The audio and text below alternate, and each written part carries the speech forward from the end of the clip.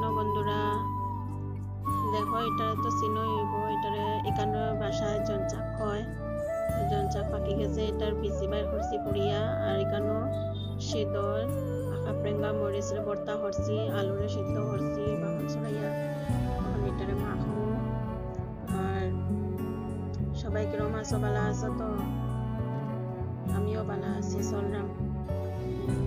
আজকে তো খুলছে বাজার, ওই যে পেঁয়াজ ধনিয়া পাতা একলগে এটার লগে মাখবো। ওই যে মরিচ আর ইয়ের লগে এটার আগে মাখাইলাই, এরপর ওইটারে মিলাইয়া একলগে মাখবো। মাইকা আলু চুলাইয়া একলগে মাখিয়া দেখাই, ওই যে সব একলগে মাখছি।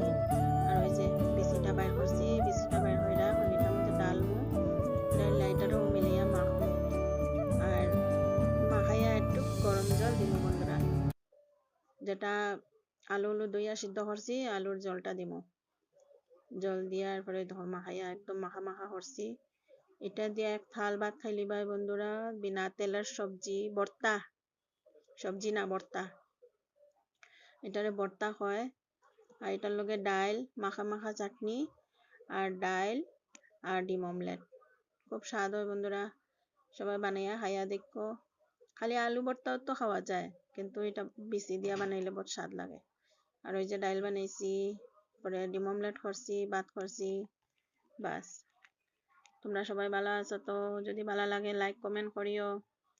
আমার যেটা ভালো লাগে আমি এটাই সারি বন্ধুরা, আমি একটার মধ্যেই থাকি না, সব কিছুই সারি।